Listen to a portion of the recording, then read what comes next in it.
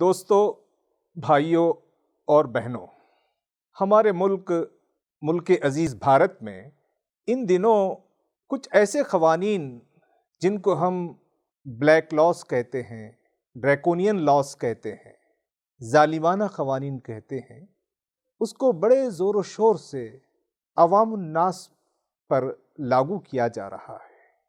यूँ तो हमारे मुल्क में ये जो काले क़वानीन हैं, इसका रिवाज बरसों से जारी है, लेकिन हालिया दिनों में इस पर अमल दरामद बहुत बढ़ गया है। ये ड्रैकोनियन लॉस, ये ज़ालिमाना क़वानीन, ये काले क़वानीन क्या हैं और इसका हमारे मुल्क के अवाम के किन हुकूक़ पर असर पड़ता है, इसको समझना और इन काले क़वानीन, ज़ालिमाना क़वानीन के ख़िलाफ़ मज़ाहमत करना एक ज़िंदा समाज की बड़ी ज़रूरत है। हमारे मुल्क में 1967 से एक क़ानून है जो अनलॉफुल एक्टिविटीज़ प्रिवेंशन एक्ट 1967 के नाम से याद किया जाता है। फिर उन दिनों कुछ दिनों के बाद हमारे मुल्क में एक मशहूर काला क़ानून रूबे अमल लाया गया, जिसको लोग टाडा के नाम से जानते हैं। फिर बाद में उसको तब्दील किया गया, रिपील किया गया, एक नए क़ानून को मुतारिफ़ कराया गया, जिसको दुनिया में लोग पोटा, प्रिवेंशन ऑफ टेररिस्ट एक्ट, इस किस्म का क़ानून पोटा के नाम से लागू किया गया। फिर पोटा भी जब अवाम ने इस जुल्म के ख़िलाफ़ एहतजाज किया, इन क़वानीन को गलत होना साबित हो गया, तब एक नया क़ानून UAPA की शक्ल में हमारे सामने मौजूद है। इसमें वो सब बातें हैं जो क़ानून टाडा में थी, जो क़ानून पोटा में थी, और उससे बढ़कर और तकलीफ़दा बातें इस हालिया दिनों जो अमेंडमेंट्स किए गए हैं UAPA क़ानून में, उसमें दर्ज हैं, जो हमारे मुल्क में पार्लियामेंट से, राज्यसभा से पास भी हुआ और अब एक क़ानून की शक्ल में मौजूद है। हम पहले इस बात को समझने की कोशिश करेंगे कि ये क़वानीन क्यों गलत हैं। किसी भी जमहूरियत के लिए, डेमोक्रेसी के लिए, एक डेमोक्रेटिक सोसाइटी के लिए सबसे अहम चीज़ है, वो है फ्रीडम ऑफ एक्सप्रेशन, बोलने की आज़ादी, इज़हार ख़याल की आज़ादी, सोचने की आज़ादी और असेंबल होने की, मीटिंग करने की, जमा होने की, जमा होकर अपनी बात दस्तूर की रोशनी में लोगों के सामने पेश करने की। गर्ज़ ये कि जो भी हुकूमत होगी और जो भी हुक्मरान होंगे, उस हुकूमत के बारे में, उन हुक्मरानों के बनाए हुए क़वानीन के बारे में सोचने की आज़ादी, इख्तिलाफ़ करने की आज़ादी, इज़हार ख़याल की आज़ादी और हुक्मरानों की गलत कारकर्दगी पर जमा होकर एहतजाज करने की आज़ादी, ये सब बातें दस्तूर में तस्लीम शुदा हैं, हमारे मुल्क के दस्तूर में तस्लीम शुदा हैं, डेमोक्रेटिक राइट्स हैं। हमारे मुल्क के जो दस्तूर हैं उसमें आर्टिकल 14 है, जिसमें राइट टू इक्वालिटी की बात है।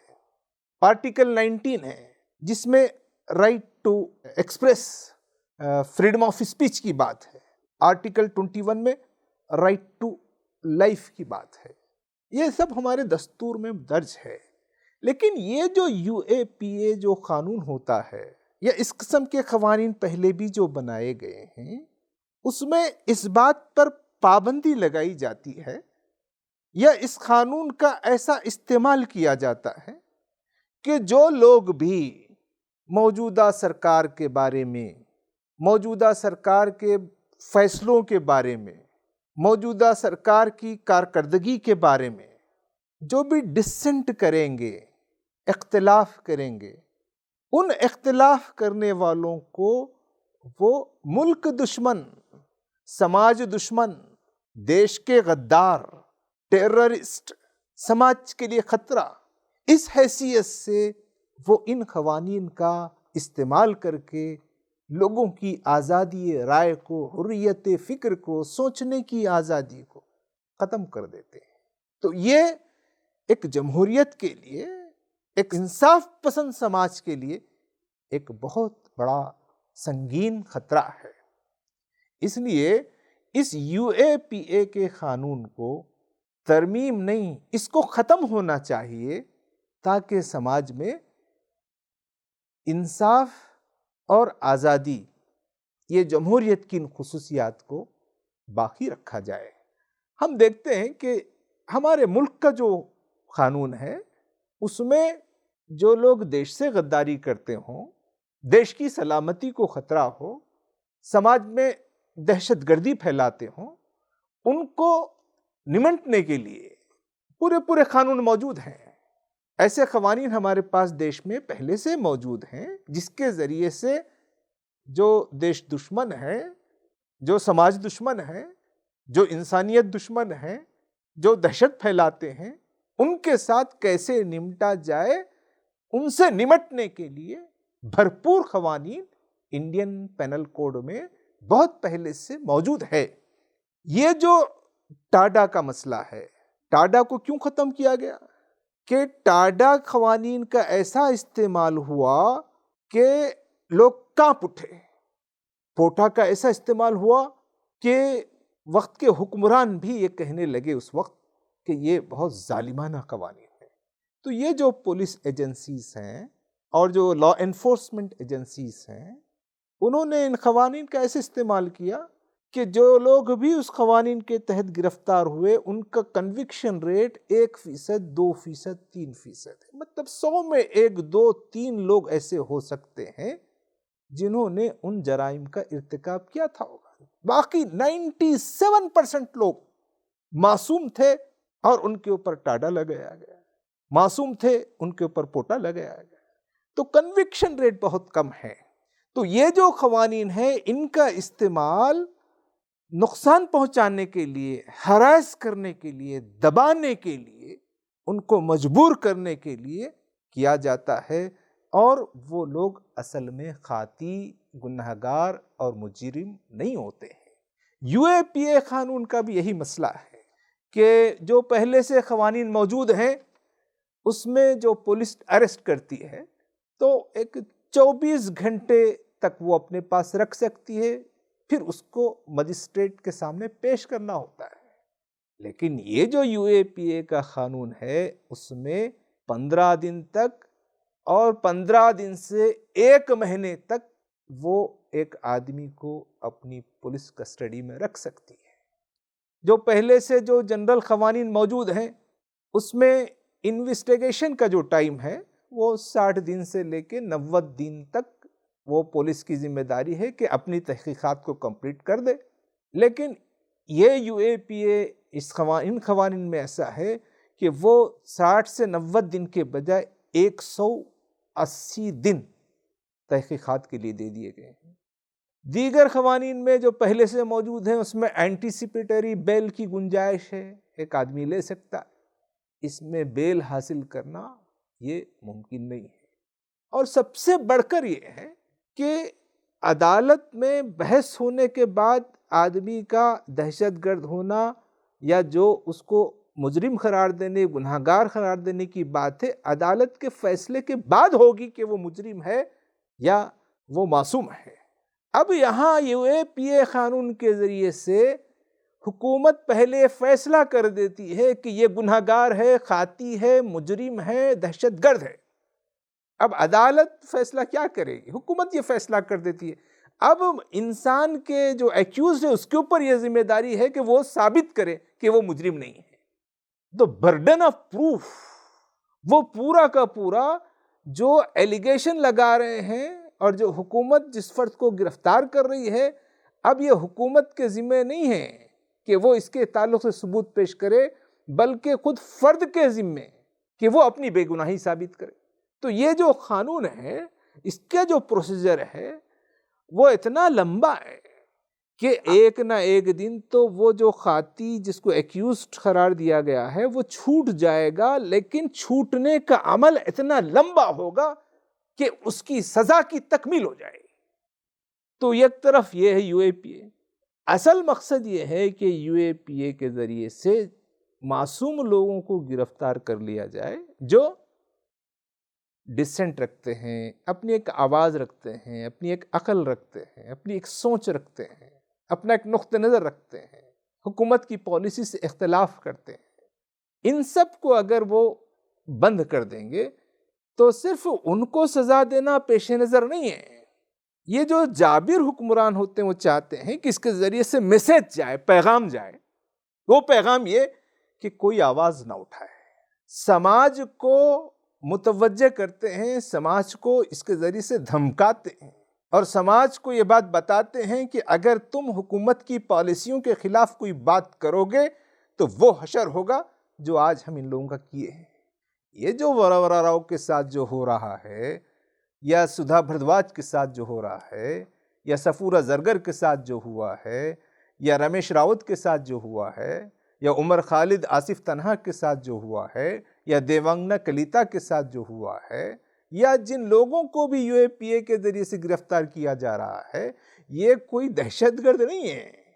लेकिन यूएपीए उनके ऊपर लगा देने के बाद अब इनकी जो कानूनी कशाकश होगी, जो अदालती जो निज़ाम है, अदालती निज़ाम में ये फंस कर सालों जेल में बंद रहेंगे, एक ना एक दिन छूट जाएंगे और वो बरी हो जाएंगे, बाइज्जत बरी हो जाएंगे। लेकिन अब समाज को ये मैसेज चला गया कि जो भी हक़ की आवाज़ उठाएगा या हुर्रियत फ़िक्र इख्तियार करेगा या अच्छी बातों के लिए जमा होगा, पॉलिसियों से इख्तिलाफ करेगा, उसका शुमार, उसके लिए उसकी जगह जेल है। तो ये जो यूएपीए का कानून है, ये लोगों की आवाज़ को दबाने के लिए है, लोगों की सोच को दबाने के लिए है। ये दहशतगर्दी से निमटने के लिए नहीं है, बल्कि मासूम लोगों की आवाज़ को दबाने के लिए है। इसलिए हमको, पूरे समाज को यूएपीए जैसे क़वानीन के ख़िलाफ़ अवाम में बेदारी लाना चाहिए और हुकूमत इन क़वानीन को वापस ले। ये ऐसे क़वानीन हैं कि जब यहाँ अंग्रेज़ों की हुकूमत थी, उन्होंने हिंदुस्तान के जो बाशिंदों उस पर इतने सख्त क़वानीन नाफिज नहीं किए थे। जो विदेशी थे उन्होंने हमारे मुल्क के लोगों पे ऐसे क़वानीन नाफिज नहीं किए। जब आज आज़ादी के बाद हमारे मुल्क के अपने मुंतखब हुक्मरान अपनी अवाम के लिए उससे ज़्यादा नुकसानदाह और उससे ज़्यादा तकलीफ़दा ज़ालिमाना क़वानीन को ला रहे हैं। इसलिए हमको कोशिश करनी चाहिए, मिलजुल कर कोशिश करनी चाहिए कि हम यूएपीए जैसे क़वानीन को हम वापस लेने पर हुकूमत को मजबूर करें। हम सुप्रीम कोर्ट से भी दरख्वास्त करते हैं कि वो जल्द से जल्द ऐसे क़वानीन को, जो दस्तूर हिंद के ख़िलाफ़ है, जो Universal Declaration of Human Rights के ख़िलाफ़ है और जो International Covenant of Civil and Political Rights के ख़िलाफ़ है, इसको मुस्तरद करें। नमस्ते। आज जिस टॉपिक पे मैं बात करने वाला हूँ वो जिस तरह से हमारे देश में पिछले कई सालों से विरोध को कुचला जा रहा है, और ख़ास करके वो कुचलने के लिए unlawful prevention of unlawful activities act, जिसको यूएपीए कहते हैं, उसका किस तरह से उपयोग किया जा रहा है उसकी थोड़ी बात करूँगा। हमें पहले ये ध्यान में रखना चाहिए कि जब भी हम डेमोक्रेसी की बात करते हैं तो एक बात बहुत साफ है कि डेमोक्रेसी तब चल सकती है जब डेमोक्रेसी में विरोध का कुछ रोल हो, विरोध पक्ष हो, या किसी भी चीज़ का विरोध करने का लोगों को रोल हो। हमारा जो संविधान है वो भी कहता है, कई अलग अलग चीज़ें कहता है, लेकिन उसमें दो चीज़ें जो बहुत महत्वपूर्ण है वो कहता है कि फ्रीडम ऑफ स्पीच और एक्सप्रेशन जो है, कि हमें बोलने का अधिकार, हमें कुछ हम चाहे वो बोल सकते हैं। ऑफ कोर्स हम कंटेम्प्ट नहीं कर सकते, डिफेमेशन नहीं कर सकते, वो अलग बात है, लेकिन हम चाहे वो बोल सकते हैं। तो उसका एक यानी हम गवर्नमेंट के विरोध भी बोल सकते हैं, हम लोगों के विरोध में भी बोल सकते हैं, लिख सकते हैं। तो ये एक अधिकार है, बहुत महत्वपूर्ण है। दूसरा अधिकार है कि to peacefully assemble without arms, यानी कि हमको डेमोन्स्ट्रेट करने का एक संवैधानिक अधिकार दिया गया है कि हम अगर किसी चीज को, गवर्नमेंट की किसी पॉलिसी से हम नाराज है तो उसके खिलाफ हम आवाज उठा सकते हैं, रास्ते में आके लोगों के साथ मिलके विदाउट आर्म्स ऑफ कोर्स, यानी हमारे हथियार, बिना हथियार के, लेकिन हम आवाज उठा सकते हैं, हम चिल्ला सकते हैं उसके खिलाफ, हम बोल सकते हैं उसके खिलाफ, साथ मिलके असेंबल होके। तो ये जो दो महत्वपूर्ण अधिकार हमें दिए गए हैं कि और साथ में और कई ऐसे अधिकार है कानून में, जैसे कि विरोध पक्ष होता है पार्लियामेंट में, सिर्फ एक डिक्टेटर नहीं होता है, विरोध पक्ष होता है, और अलग अलग कई तरह के इंस्टीट्यूशंस हैं। तो इलेक्शन कमीशन है, फिर आपका नेशनल ह्यूमन राइट्स कमीशन है, फिर सीएजी है। तो अलग अलग इंस्टीट्यूशंस है जो एक ख्याल रखता है कि माइनॉरिटीज है या तो जो भी मेजॉरिटी है वो सिर्फ अपनी बात को एक पुश थ्रू नहीं कर सकती है, उनकी एक जवाबदेही होती है, और वो जवाबदेही डेमोक्रेसी के लिए बहुत ही महत्वपूर्ण है। तो ये एक बात हमको याद रखने की जरूरत है। कोई भी गवर्नमेंट हो, कोई भी एस्टैब्लिशमेंट हो, चाहे वो कांग्रेस का हो या एनडीए का हो, उसे ये अच्छा नहीं लगता कि हमें जवाबदेही देनी पड़ती है, हमें कोई भी चीज का जवाब देना पड़ता है, वो किसी को भी अच्छा नहीं लगता है। और अलग अलग तरीके ढूंढते हैं वो लोग कि हमसे जो जवाब मांगे, हमारे जो विरोध करे, उन्हें किस तरह से साइडलाइन किया जाए, बाजू में रखा जाए, उसकी अलग अलग तरीके ढूंढते हैं। तो पहले, और उसके लिए दो तीन तरीके हैं उनके पास। एक तो तरीका होता है कि इंडिविजुअल जो हमसे जवाबदेही कहे, उनको आप गोली से उड़ा दो, जैसे कि गौरी लंकेश थे, जैसे कि दाभोलकर थे, कि उनको गोली से उड़ा दो।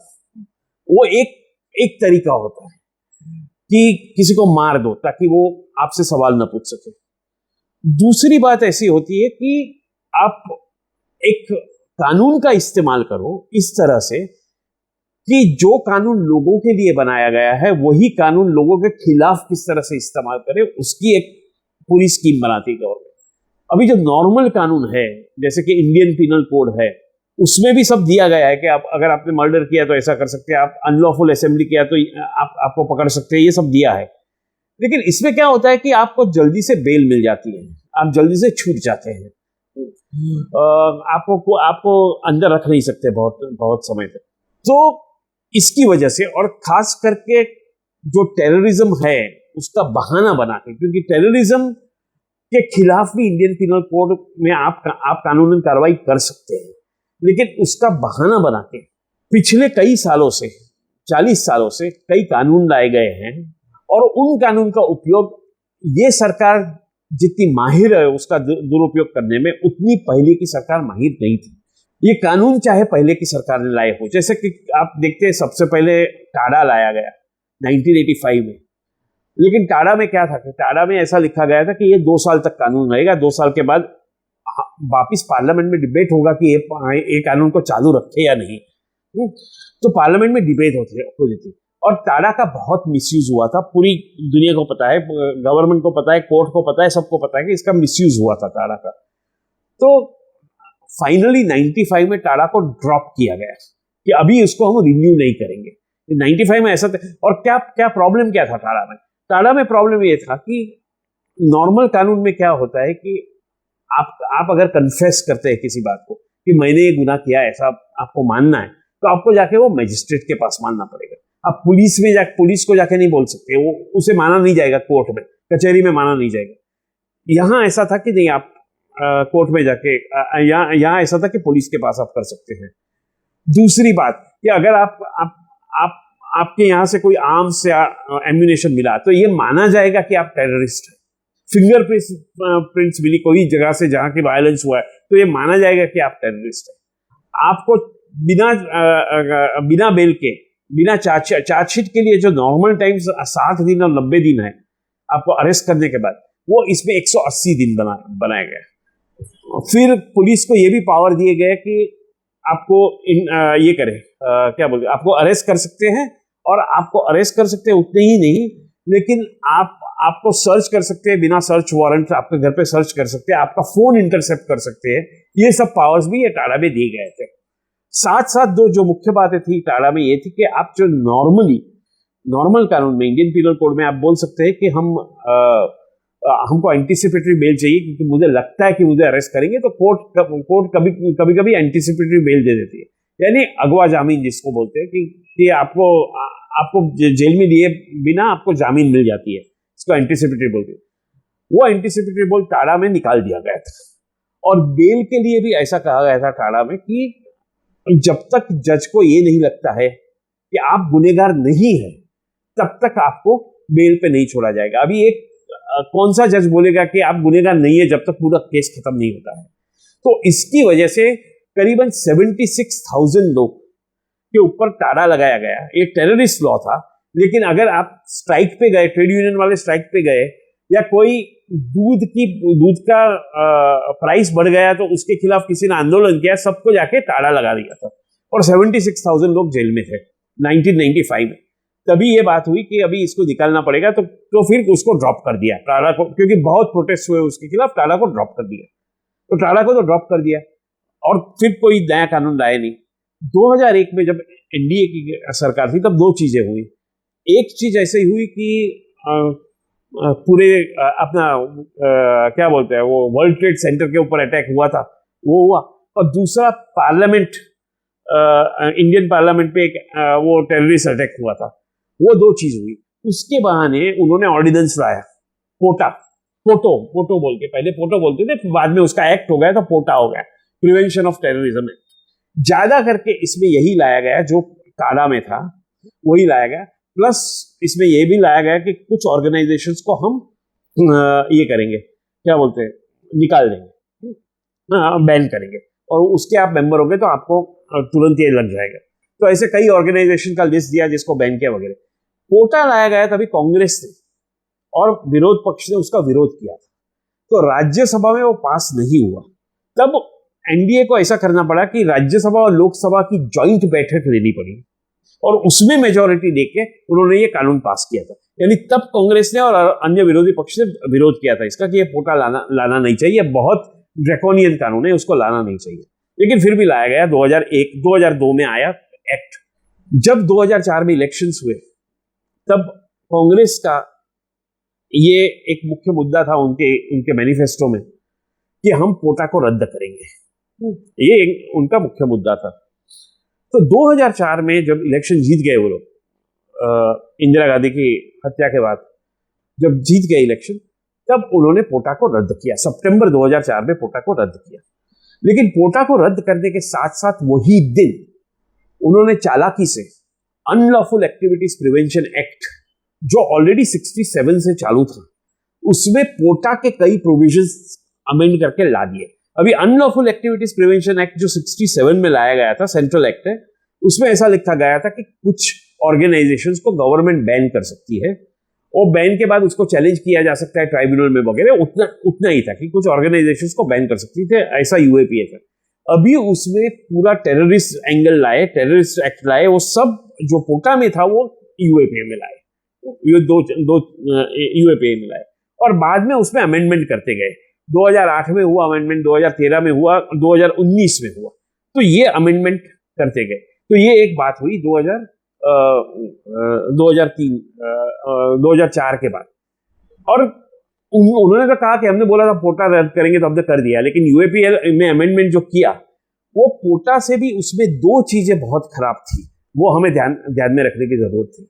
पोटा में एक तो ऐसा लिखा गया था कि कोई भी व्यक्ति को अगर गलत तरीके से पुलिस चार्ज करता है या प्रोसिक्यूट करता है पोटा के अंदर, तो पुलिस ऑफिसर को दो साल की सजा होगी। वैसा पोटा के अंदर लिखा गया था, यानी आप गलत तरीके से किसी को प्रोसिक्यूट नहीं कर सकते हैं। ये जो क्लॉज है वो यूएपी में नहीं डाला गया। तो आप गलत तरीके से करो, सही तरीके से करो, आपको एक बार यूएपी में डाल दिया तो फिर आप ये भी आप साबित कर दिया कि आपको झूठ मूठ फंसाया गया है इसमें पुलिस से, फिर भी आप पुलिस के ऊपर कोई कार्रवाई नहीं कर सकते। तो ये एक बात हुई।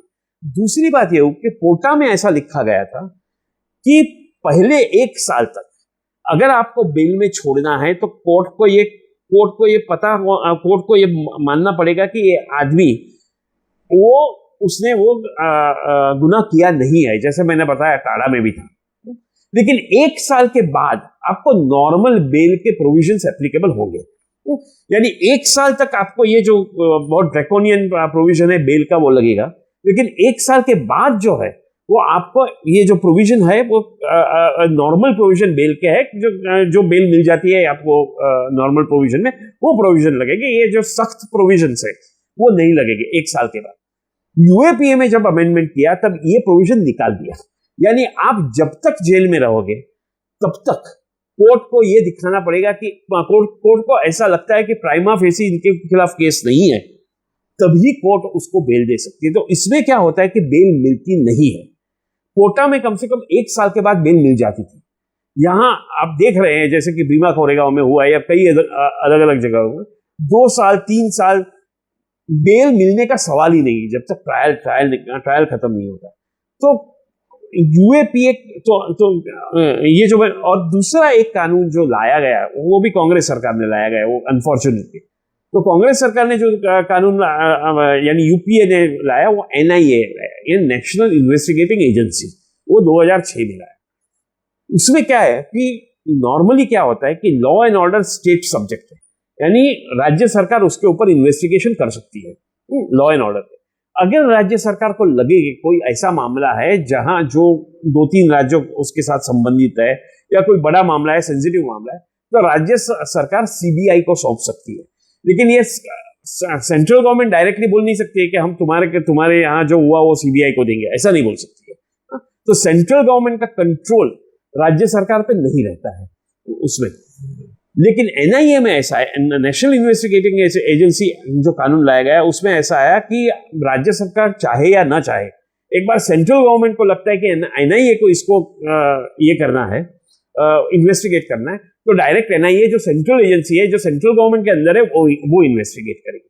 जैसा कि भीमा कोरेगांव में हुआ कि राज्य सरकार पहले, एक एग्जाम्पल के तौर पे मैं बताता हूं कि भीमा कोरेगांव का जो केस हुआ वहां पहले राज्य सरकार ने इन्वेस्टिगेशन किया, तब राज्य सरकार यहां एनडीए की थी, वो इन्वेस्टिगेशन किया और केंद्र सरकार ने भी बोला कि बहुत अच्छा इन्वेस्टिगेशन चल रहा है, लोगों को अरेस्ट किया वगैरह। फिर राज्य सरकार बदली, शिवसेना और ये जो कांग्रेस वगैरह एनसीपी आए पावर में, उन्होंने बोला कि हमको अभी ये जो है उसके लिए एसआईटी बिठानी है, एक स्पेशल इन्वेस्टिगेटिंग टीम, क्योंकि जिस तरह से ये इन्वेस्टिगेशन किया गया है वो गलत है। तो सेंट्रल गवर्नमेंट ने क्या किया, सेंट्रल गवर्नमेंट ने बोला नहीं, आप लोग कुछ नहीं कर सकते, हम लोग अपना एनआईए बिठाते हैं उसके ऊपर। तो राज्य सरकार के हाथ बंद गए। तो इस तरह से सेंट्रल गवर्नमेंट जो एनडीए की है आज, जो पिछले 5-6 साल से, वो कौन से भी इन्वेस्टिगेशन राज्य सरकार में चल रहे हैं वहां वो इंटरफियर कर सकती है। वो एक परिस्थिति हुई। दूसरी बात मैं बताना चाहता हूं कि यूएपीए में जो अमेंडमेंट्स भी लाए थे पहले 2004, 2008, 2012 में, उसमें आपको कोई टेररिस्ट ऑर्गेनाइजेशंस का मेंबर होना चाहिए था। वो टेररिस्ट ऑर्गेनाइजेशन बैंड है उसके, अगर आप मेंबर है तो आपको पकड़ के अंदर डाल सकते थे। 2019 में एनडीए गवर्नमेंट ने ऐसा अमेंडमेंट लाया कि इंडिविजुअल को भी हम टेररिस्ट डिक्लेयर कर सकते हैं, वो चाहे किसी ऑर्गेनाइजेशन का पार्ट हो या नहीं। उसका बहाना लेके अखिल गोगोई, जो असम में एनआरसी वगैरह का विरोध में वो काम कर रहे थे, अखिल गोगोई जिनका पूरा इतिहास है, वो डेमोक्रेटिक राइट्स के ऊपर काफी काम कर चुके हैं, अखिल गोगोई को टेररिस्ट डिक्लेयर कर दिया और उसको पकड़ के अंदर, उसका ऑर्गेनाइजेशन है वो टेररिस्ट ऑर्गेनाइजेशन डिक्लेयर नहीं किया है, लेकिन अखिल गोगोई को टेररिस्ट डिक्लेयर करके अंदर डाल दिया।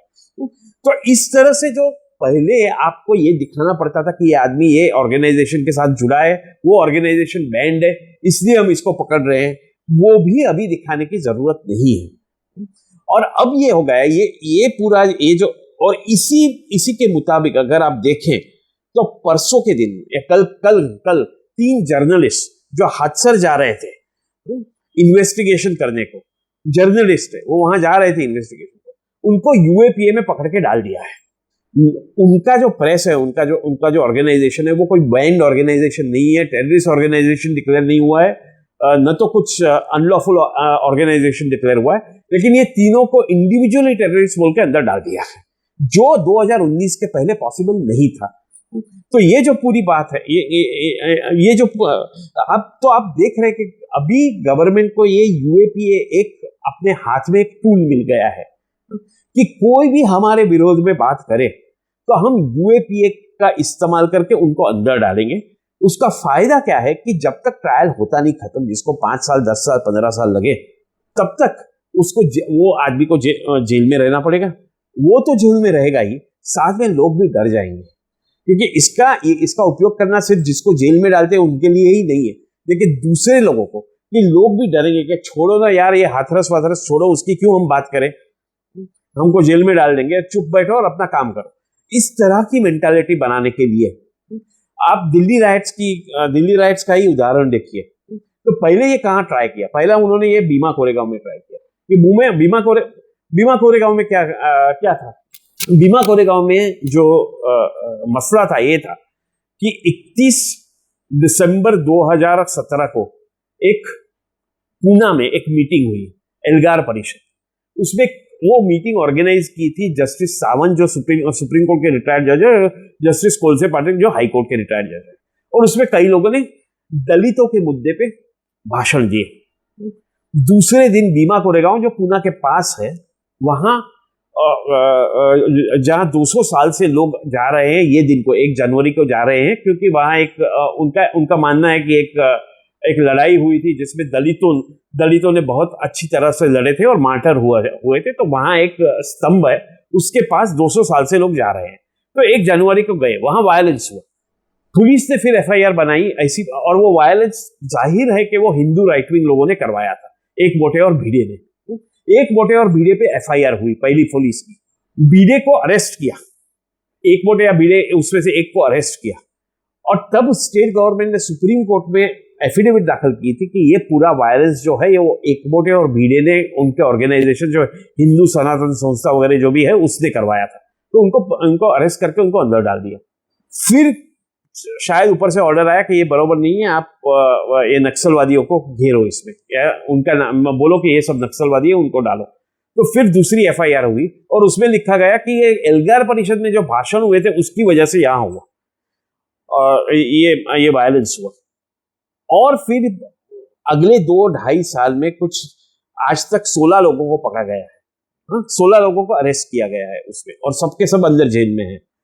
वो 16 लोगों में से पुलिस का भी मानना है कि एक ही व्यक्ति ऐसा था जो वहां एल्गार परिषद में गया था, या एक ही व्यक्ति वो 16 में से, बाकी के कोई एल्गार परिषद गए नहीं थे, ऑर्गेनाइजेशन के साथ संबंध नहीं था, भीमा कोरेगांव कभी गए नहीं थे। लेकिन फिर भी ये बोल के कि ये प्राइम मिनिस्टर को अभी ये एल्गार परिषद और प्राइम मिनिस्टर को मारने का कोई संबंध ही नहीं था, लेकिन प्राइम मिनिस्टर को मारने का सवाल था, ये लोग सब नक्सलवादी है। कौन से आधार से उनको अरेस्ट किया गया? कि किसी एक व्यक्ति के कंप्यूटर पे हमको लेटर्स मिले, लेटर्स हाथ से लिखे हुए नहीं, किसी के साइन वाले नहीं, ईमेल नहीं, किसी ने टाइप किए हुए लेटर हमको मिले, जिसमें इनका नाम है, उनका नाम है, इसका नाम है, उसका नाम है। जिसमें मैं बता दूं, दिग्विजय सिंह का भी नाम है, प्रकाश आंबेडकर का भी नाम है, जिनको अरेस्ट नहीं किया है। ऑफ कोर्स वो अलग बात है क्यों नहीं किया है। तो इस तरह के लेटर के हिसाब से उनको अरेस्ट किया और अभी तक 3 साल से वो अंदर है। तो ये उनको एक टेक्निक मिल गई कि भैया हमको लोगों को अगर क्रश करना है तो उनको इंडिविजुअली किल करने की जरूरत नहीं है। यूएपी अच्छा है, क्योंकि अगर किसी को हम मारते हैं, किसी को गोली मारते हैं, तो वो एक व्यक्ति मर जाता है, खत्म होती है बात। लेकिन अगर हम ऐसा कोई बड़ा केस करते हैं तो उसके अंदर हम सैकड़ों लोगों को इन्वॉल्व कर सकते हैं, हजारों लोग उससे चुप हो जाएंगे, क्योंकि केस तो चलता रहता है। गौरी लंकेश को मारा, उनके बारे में प्रोटेस्ट हुए, और लेकिन वो एक समय था और खत्म हो गया, यानी लोगों के मन में से वो निकल गई बात। बार बार आती है लेकिन वो जितनी जोरों से आनी चाहिए वो निकल गई। ये तो ट्रायल 10 साल तक चलेगा, 10 साल तक आप ये बात रोज ब रोज चालू रख सकते हैं कि ये किया नक्सलवादी, ये किया, वो किया, और लोग घबरा जाएंगे 10 साल तक। तो वो तकनीक उन्होंने यहां से निकाली भीमा कोरेगांव से। फिर दिल्ली राइट्स में यूज किया। दिल्ली राइट्स में क्या यूज किया? क्योंकि बेसिकली उनका दिल्ली राइट्स में क्या हुआ था, लोग स्पॉन्टेनियसली, खास करके औरतें पूरे भारत में एनआरसी और सीए के खिलाफ प्रोटेस्ट कर रही थी। पूरे भारत में रास्ते पे आके अपनी अपनी जगहों में पीसफुल प्रोटेस्ट कर रही थी।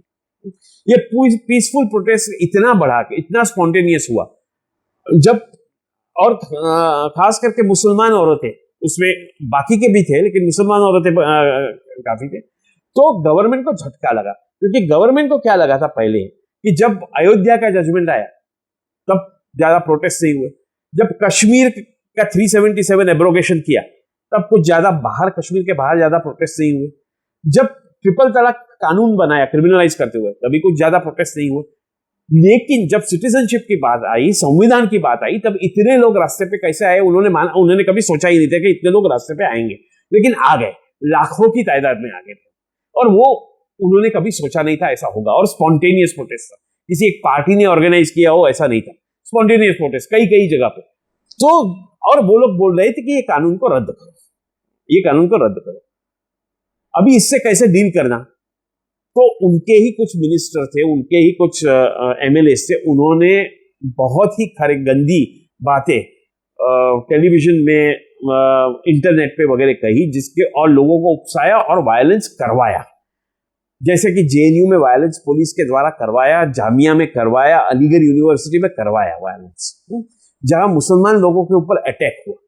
और ये बात को पूरा बदल दी। यानी अभी उनका प्लान क्या है, पहली तो ये बात है कि आप बड़े बड़े केस बनाओ और लोगों को अंदर डालो इसमें। अब और इसमें भी यूएपीए डाला है दिल्ली राइट्स में, जहां 43 मुसलमान मर गए, लेकिन उनके ऊपर ही यूएपीए डाला है। और यूएपीए में और इसमें ऐसा किया गया है कि आप जो विक्टिम है उसको ही अक्यूज बना दो, तो विक्टिम बोलेंगे नहीं और उनको ही अक्यूज बना के अंदर डाल दो। तो जिस तरह से अपूर्वानंद है, जिस तरह से हर्ष मंदर है, जिस तरह से उमर खालिद है, जिस तरह से कई लड़कियां हैं जिनको अरेस्ट किया, अपूर्वानंद उसको अरेस्ट नहीं किया है लेकिन कभी भी कर सकते, बोल नहीं सकते, लेकिन उमर खालिद है, कई लोगों को अरेस्ट किया है यहाँ। तो जो विक्टिम है, जो हमेशा पीसफुल प्रोटेस्ट की बात कर रहे हैं, उनको आपने अरेस्ट करके अंदर कर दिया यूएपीए में। और जो लोग ये बात करते हैं कि वायलेंस हम करेंगे, उनके ऊपर आप कोई एक्शन नहीं लेते। यही बात अभी हाथरस में यूएपी यहां हो रही है, यूपी में, कि जो लोग ये जो दलित फैमिली है उसके सपोर्ट में जा रहे हैं, कि सीधी बात है, वो दलित औरत मर गई है, उसमें तो कोई दो राय नहीं है। सीधी बात है, वो 15 दिन हॉस्पिटल में थी, तो आपने कोई डाइंग डिक्लेरेशन लिया नहीं। सीधी बात है, रात को उनको जला दी गई, फैमिली को बाजू में रख के। रेप हुआ है, खुद उस औरत ने बोला है कि मुझ पे रेप किया। लेकिन ये सब बातों को आप बाजू में रख के, जो लोग ये औरत को सपोर्ट कर रहे हैं, ठाकुर अपर कास्ट लोगों जिन्होंने अटैक किया, उनके खिलाफ जो लोग सपोर्ट कर रहे हैं, उनको आप अभी अक्यूज बना के बोल रहे हैं कि इंटरनेशनल कॉन्स्पिरेसी है। अब ये कहां की इंटरनेशनल कॉन्स्पिरेसी है, कौन इंटरनेशनल कॉन्स्पिरेसी करने वाला है? तो ये जो, और इसमें यूएपीए का यूज कर रहे हैं, यानी क्या करेंगे कि कई लोगों को पकड़ के यूएपीए में डाल देंगे, ये लोग सड़ते रहेंगे जेल में, सालों साल सड़ते रहेंगे, बेल नहीं मिलेगी, बाकी के लोग घबरा जाएंगे, बोलना बंद करेंगे। यही चाल है ये पूरे गवर्नमेंट की। तो इस चाल के, तो मेरे ख्याल से हमारे पास एक ही रास्ता है, हमें पूरे बुलंदी से यूएपीए का विरोध करना चाहिए। यूएपीए डाइल्यूट करो, ये करो, वो करो, सवाल ही नहीं है। यूएपीए का पूरी तरह से विरोध करना चाहिए। ये कानून को निकाल दो बोलना चाहिए। आपके पास इनफ कानून है, अगर कोई टेररिज्म करता है, कोई समझो लोगों में झगड़ा फैलाता है, तो आपके पास इंडियन पिनल कोड में है कानून। उसमें आप मर्डर के लिए भी चार्ज कर सकते हैं, उसमें आप राइटिंग के लिए भी चार्ज कर सकते हैं, उसके अंदर आप हेट स्पीच के लिए भी चार्ज कर सकते हैं, उसके आप सेडिशन के लिए भी चार्ज कर सकते हैं। तो आपके पास कानून है, ऐसा नहीं है कि कानून नहीं है।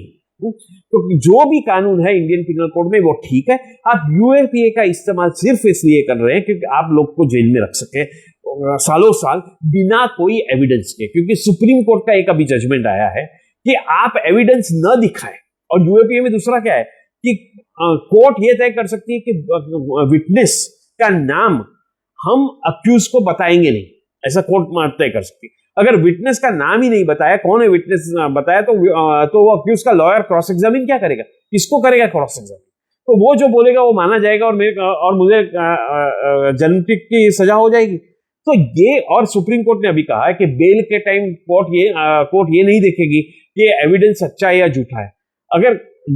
अगर बेल आपको मिल नहीं सकती जल्दी, अगर कोर्ट ये नहीं देखेगी कि एविडेंस अच्छा है कि झूठा है, अगर विटनेसेस का नाम आपको बताया नहीं जाएगा, एंटीसिपेटरी बेल आपको मिल नहीं सकती है कानून में, तो फिर ये कानून जो है, इसे हम ड्रैकोनियन कानून की जो इतिहास है उसमें सबसे, इंग्लैंड के टाइम पे, यानी जब कॉलोनियल इरा था, जब हमारे ऊपर अंग्रेजियों का राज था, कभी भी इतने खराब कानून नहीं थे।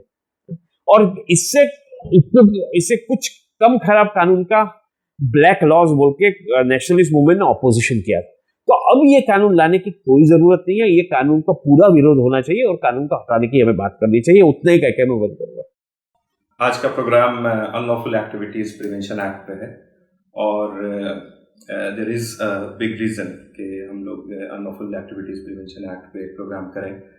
उसकी दो बड़ी वजह है। एक, हम देख रहे हैं कि कैसे एक स्टैट्यूट, कैसे एक लॉ जो है वो as a political tool use हो रहा है to curb the voices of dissent, to curb political opposition.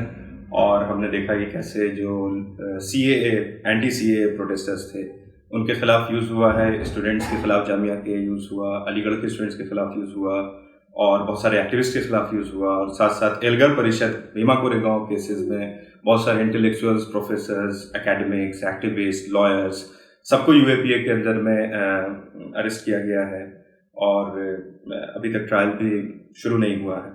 तो ये इम्पॉर्टेंट है कि हम जानें कि what is unlawful activities prevention act, और इसको समझने का, क्योंकि ये लॉ 1967 से है, जिसमें बहुत सारे अमेंडमेंट्स हुए हैं, स्पेशली 2004, 2008, 2012। इसलिए ज़रूरी कि हम उसको एक उसकी अपनी हिस्ट्री है, एक लेजिस्लेशन की, उसका पूरा एक जर्नी है, उसको कवर करना तो उतना ईजी नहीं होगा, लेकिन एक उसका पार्ट थ्योरेटिकल होगा कि हम उसको थ्योरेटिकली कैसे अप्रोच करते हैं, और दूसरा पार्ट उसका एप्लीकेशन का होगा कि वो कैसे अप्लाई हुआ, कैसे उसको यूज़ किया गया, कैसे जो भी गवर्नमेंट है या जो भी पॉलिटिकल फोर्स पावर में रही, उसने जो है अपने अपोजिशन को, अपने पॉलिटिकल अपोजिशन को या वॉइसेस ऑफ डिसेंट को क्रश करने के लिए, उसको ख़त्म करने के लिए यूज़ किया उसको। तो ये एक ड्रैकोनियन लॉ है जो 1967 में आया था। हम उसको पहले जो है थ्योरेटिकली अप्रोच करेंगे, और वो जो थ्योरेटिकल स्टैंड पॉइंट है वो है कॉन्स्टिट्यूशनलिज्म। तो पहले हमको समझना होगा कि व्हाट इज़ कॉन्स्टिट्यूशनलिज्म, और कॉन्स्टिट्यूशनलिज्म का एक एस्पेक्ट जो है वो निगेटिव है, निगेटिव कॉन्स्टिट्यूशनलिज्म। मतलब कि हम कॉन्स्टिट्यूशनलिज्म का मतलब है कि गवर्नमेंट को लिमिट करना, स्टेट को लिमिट करना, लिमिटेड स्टेट। तो इसका मतलब ये है कि स्टेट चूंकि बहुत वाइड अथॉरिटी क्लेम करता है, और ये हमेशा डर होता है कि at some point of time, चूंकि उसके पास इतनी wide authority, it can become और it can turn into a monster, और बहुत आर्बिट्रेरी डिसीजंस ले सकता है, सिटीजन्स के खिलाफ बहुत क्रूअल हो सकता है, बहुत टिरेनिकल हो सकता है। तो कॉन्स्टिट्यूशनलिज्म कहता है कि we have to set certain limits on state action या स्टेट पावर्स। तो उसके लिए स्टेट जो है हमको फंडामेंटल राइट्स देता है कॉन्स्टिट्यूशन, कि हमारा राइट है freedom of speech and expression, हमारा फंडामेंटल राइट है जो कभी वायलेट नहीं किया जा सकता है, जिसको स्टेट कभी ख़त्म नहीं कर सकता है। सिमिलरली हमारे पास एसोसिएशन फॉर्म करने का एक फंडामेंटल राइट है जो हमारे आर्टिकल 19 में है, असेंबली का राइट है, इसी तरह से राइट टू इक्वालिटी है, right to life and liberty है। ऐसे बहुत सारे राइट्स हैं जिसको हम फंडामेंटल राइट्स कहते हैं, वो कॉन्स्टिट्यूशनलिज्म का पार्ट है। और वो अगर हम उसको निगेटिव कॉन्स्टिट्यूशनलिज्म के पॉइंट ऑफ व्यू से देखें तो वो है कि स्टेट के किसी भी आर्बिट्रेरी एक्शन को लिमिट करने के लिए हमें सिटीजन्स को वो राइट दिया जाता है। Similarly right to for example freedom of speech and expression है, फॉर्म असेंबली है, टू फॉर्म एसोसिएशन है। ये वो राइट्स है जो हम एक डेमोक्रेटिक सेटअप में ज़रूरी है कि हम अपने पॉलिटिकल इंटरेस्ट को परस्यू कर सकें, उसको प्रीच कर सकें, उसको डिफेंड कर सकें। तो दोनों तरह से, I mean negative and positive दोनों कॉन्स्टिट्यूशनलिज्म अगर देखा जाए कि स्टेट को ये राइट नहीं होना चाहिए कि वो कोई भी एक्शन ले सके आर्बिट्रेरी और क्रूअल, और जिसको हम कह सकते हैं कि इलीगल, अनलॉफुल। और दूसरी तरफ हमको एक ऐसा एनवायरनमेंट मिलना चाहिए जिसमें हम डेमोक्रेटिक फ्रेमवर्क में रहते हुए अपने पॉलिटिकल इंटरेस्ट को परस्यू कर सकें, उसको जो है डिफेंड कर सकें और उसको हम एक्सप्रेस कर सकें। तो जो आर्टिकल 19 है हमारा, जो freedom of speech and expression हमको गारंटी करता है, वो हमें वो राइट्स देता है जो स्टेट कभी नहीं ले सकता है। रेस्ट्रिक्शंस हैं, रीजनेबल रेस्ट्रिक्शंस, जो उसके क्लॉज 2 से लेकर के 6 तक है। लेकिन उसके साथ साथ हमें ये भी इसलिए भी देता है क्योंकि डेमोक्रेसी जो है वो फ्लोरिश कर सके, एक डेमोक्रेटिक इन्वायरमेंट बन सके कंट्री में, इसलिए भी हमारे पास वो राइट्स हैं। और इस राइट्स के साथ साथ रेस्ट्रिक्शंस हैं बहुत सारे। तो इसी को इंश्योर करने के लिए जो है रूल ऑफ लॉ का आइडिया है कि जो है लॉ का रूल होगा और एक प्रोसीजर एस्टैब्लिश्ड बाय लॉ, मतलब ड्यू प्रोसेस को फॉलो किया जाएगा और सेपरेशन ऑफ पावर्स होंगे, मतलब चेक्स एंड बैलेंसेस होगा। अगर फॉर एग्जांपल एग्जीक्यूटिव कोई गलत एक्शन लेता है या लेजिस्लेचर कोई गलत एक्शन लेता है तो कोर्ट जो होगा, जुडिशरी जो होगी, वो उसको चेक करेगी, वो उसको, जिसको हम जुडिशियल रिव्यू कहते हैं, अगर कोई ऐसा कानून बनता है जो कॉन्स्टिट्यूशनल स्पिरिट के खिलाफ है या जो इलीगल है, तो जो कोर्ट होगा हमारा, जो कॉन्स्टिट्यूशनल कोर्ट होगा, वो उसका रिव्यू करेगा। ये एक पूरा थ्योरेटिकल पर्सपेक्टिव है। इसी के साथ साथ हमको ये देखना चाहिए कि हमेशा जो भी पावर में आता है, स्टेट जब जो गवर्नमेंट पावर में आती है, वो उसका इंटरेस्ट ये होता है कि वो जो अपना अपोजिशन है उसको क्रश करे, उसकी वॉइसेस को दबाए, और उसके लिए वो एक दूसरा जो है इस तरह के इमरजेंसी प्रोविजंस या जिसको कहते हैं वो कि एक्सेप्शंस कार्व करती है, एक्सेप्शंस बनाती है। जो रूल ऑफ लॉ है, जो लॉ एस्टैब्लिश्ड है सबके लिए, उसी में से फिर एक एक्सेप्शन निकाला जाता है और ये कहा जाता है कि एक्सेप्शनल सर्कमस्टांसेस या एक्स्ट्राऑर्डिनरी इमरजेंसी सर्कमस्टांसेस में ये लॉ लागू होंगे। और इसकी पूरा एक जो है एक लिगेसी है जो कॉलोनियल लिगेसी है। जब अंग्रेज हिंदुस्तान आए, जो कॉलोनियलिस्ट थे, वो जब इंडिया आए और जब कॉलोनीज को उन लोगों ने कनकर किया, तो उन लोगों ने दो तरह की लीगैलिटी पेश की। एक जो है वो रूल ऑफ लॉ, कि सबको जो है इस लॉ के तहत गवर्न किया जाएगा, और साथ साथ में इमरजेंसी प्रोविजंस या आप कह लें कि उसको एक्स्ट्राऑर्डिनरी लॉज को लेकर के साथ में जो एक्सेप्शनल लॉज थे कि हाँ नॉर्मल सर्कमस्टांसेस में नॉर्मल सिटीजन या नॉर्मल सब्जेक्ट्स के लिए ये लॉज जो है वो यूज होंगे, और एक्स्ट्राऑर्डिनरी सर्कमस्टांसेस में या जब नेसेसिटी डिमांड करेगी तो हमको we will have to side step the due process, और हमको जो है डिपार्ट करना पड़ेगा ड्यू प्रोसेस प्रिंसिपल से या principles rule of law principal से। फॉर एग्जांपल जैसे कि आप किसी को भी अरेस्ट नहीं कर सकते हैं, और अगर करते हैं तो वो 24 आवर्स में मजिस्ट्रेट के पास उसको अपीयर होना होगा, मजिस्ट्रेट उसकी रिमांड देगा, और वो इतने दिन में आपको चार्जशीट फाइल करनी है, उससे ज़्यादा टाइम आप चार्जशीट फाइल करने में नहीं ले सकते। ये जनरल रूल है।